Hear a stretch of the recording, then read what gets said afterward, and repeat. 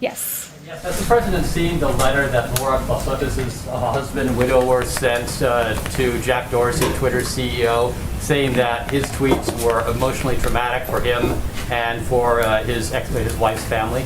I don't know if he's seen the letter, but I do know that our hearts are with Lori's family at this time.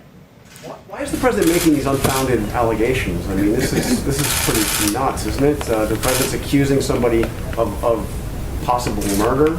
The family is pleading with the president to please stop unfounded conspiracy theories. Why is he doing it? Well, I would note that the president said this morning that this is not an original Trump thought, and it is not. In fact, 2003 on Don Imus's show, it was Don Imus and Joe Scarborough that joked about killing an intern, joked and laughed about it. So that was, I'm sure, pretty hurtful to Lori's family, and Joe Scarborough himself brought this up with Don Imus, and Joe Scarborough himself can answer it. He's the president of the United States, and he's accusing somebody of possibly murder. I mean, this is different. He's not a private citizen. He's the president.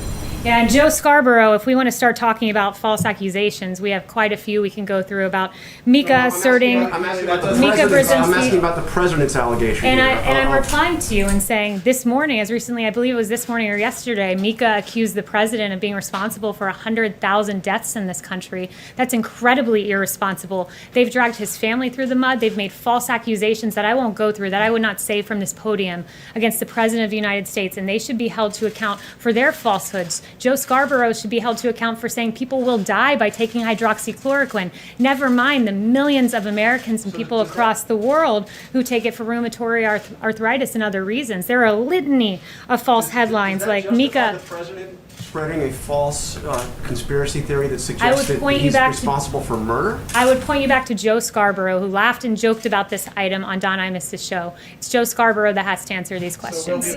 You need. I'm going to read something really quickly. Timothy Claw Sotis wrote, quote, "Conspiracy theorists, including most recently the President of the United States, continue to spread their vile and misinformation on the platform, disparaging the memory of my wife. Why won't the President give this widower peace and stop tweeting about this conspiracy theory involving his wife? Why can't this widower get peace from the president?" I've already asked and answered this question, and our hearts are with Lori, and I think the onus is on Joe Scarborough to explain his interaction with Don Imus and his laughing on this very matter on Don Imus's show. Jen. Thanks. So going back to the Clostudas family, I think is how you pronounce it, the Florida family. They have asked the president, the widower has asked the president in that letter to stop talking about this and for Twitter to take down those tweets.